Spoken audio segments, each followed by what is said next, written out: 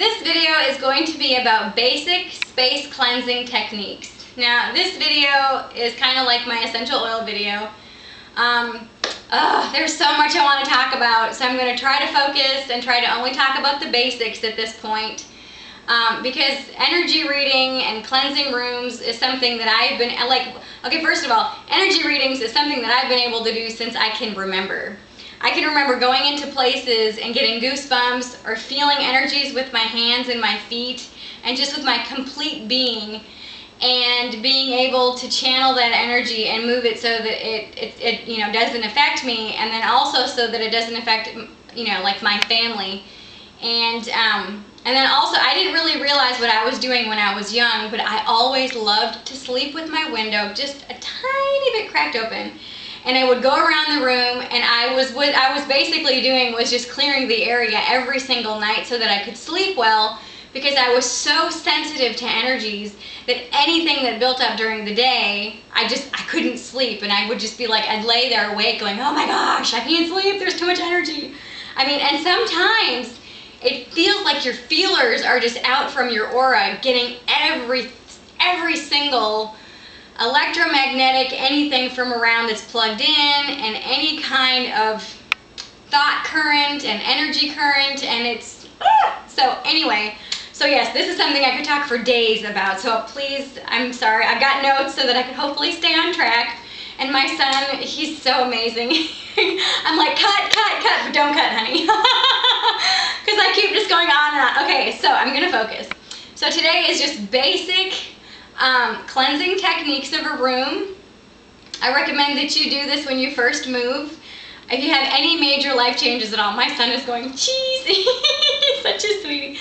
Anyway, I just love him so much. But okay, so the best times to do cleansings is when you first move into a place, or when you move out of a place. You want to keep it fresh and clean so the next resident that moves in has a nice clean slate, just like you want when you move into a place. Unfortunately, a lot of people don't know how to cleanse a space. You can do it when you're visiting family or visiting friends, or in a hotel room and the room just is not jiving with your energy. Any major life change, a death or birth, a marriage or divorce, job loss, job gain, finishing school, starting school, and with the seasons, the spring, the fall, the summer, the winter, whatever season is best for you, to cleanse with, I highly recommend that you do it. A few techniques: figure out what is most comfortable for you to wear. I prefer no jewelry, I prefer white clothing, and I prefer bare feet. Yay! But obviously today I've got jewelry because I'm just doing basic techniques and I'm not actually performing it. So, so a few simple types. You can do fire with a candle. You can do water with spray sage or citrine water. And for earth and air, you can smudge with sage, yerba santa, sweet grass, or incense. And also sound is amazing. Oh my gosh, because it cleans out all vibrational energies, especially deep-seated energy scars that are in the walls or in the furniture or in anything that you bring home, especially garage sale items. You don't know what kind of energy that it's been around in whoever's home. So, and for sound, you can use a bell, a shaker, or a drum. Real quick, I'm going to show you how I do my energy cleanses. My favorite is sound. Yay! So we're going to save that for last. Real quick for fire. Okay, first of all, open up a door or window so that the old stagnant energy is able to go out. If you're not able to do that, then just envision, using your visualization, a portal or some kind of opening somewhere in the room that, hold on, what? Sort of like a chimney? Exactly, sort of like a chimney that is able to funnel out all of that. See, my son is awesome. Doesn't he rock? Okay, sorry. Okay, sort of like a chimney so that it can funnel out all of the old stagnant energy, okay? So think of what you want to replace, because the energies in the universe are a vacuum. If something leaves, something has to come in. So you're brushing away all of that old stagnant energy, the unproductive energy, and you're bringing in all fresh, new, revitalized vitality energy. And it also just depends on what room. If it's a bedroom, maybe you want romance or or passion. And for a child's room, maybe you want calm and, you know, tranquility and comfort and warmth or coolness, depending on if you like it hot or cold. And, you know, so really work with each individual room as an actual being, because it is. Homes are built from wood. They still have their essence, and they still want to be respected. I know some people may think that's fruity, but that's just my opinion. So, anyway, for fire, think of the intentions that you want to infuse in the energy around you. Light the candle and work your way either clockwise or counterclockwise, just depending on what you see fit.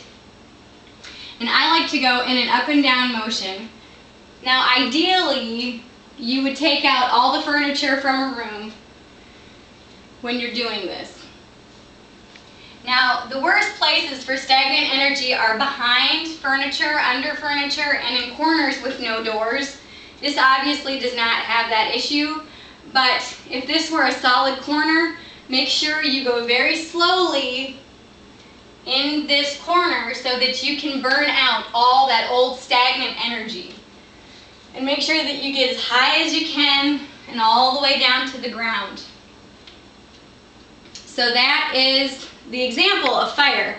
And after you're done, you can also stand in the middle and just be. And make sure that you infuse the new positive intentions and energy into that room, and you can seal it with your intentions, and then it will be fine.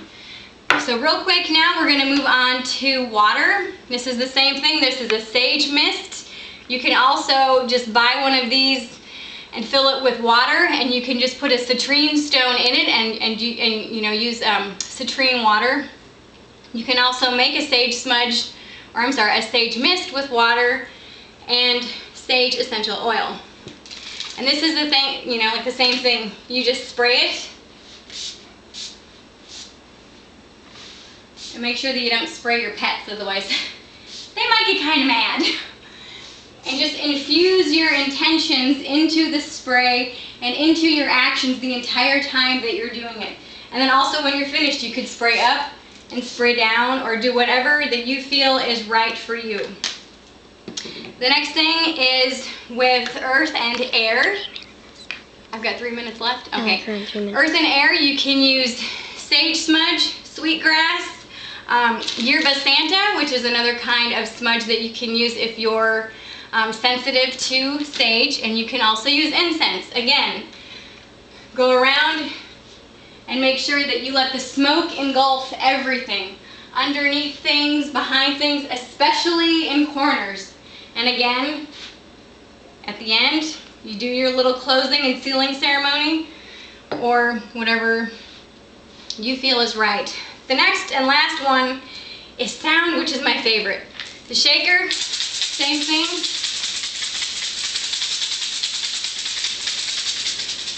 Make sure you get behind everything.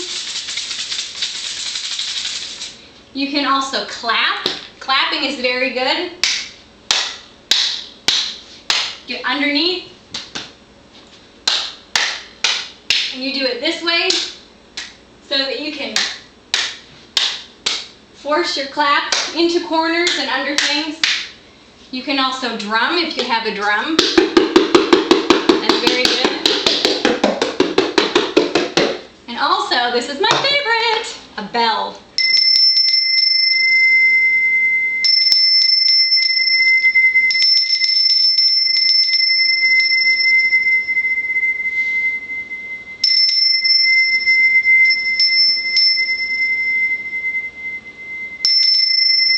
And if you notice, when you do the bell, it will change just depending on where you're at in the room. The vibrational energies will really change. Okay, I've got like 30 seconds, and I wish I could make this longer. Okay, but open the doors, figure out which area that you want it to smudge, do any type of cleansing that you want, cleanse it, seal it. Yay, I'm out of time. Blessed be, love you guys.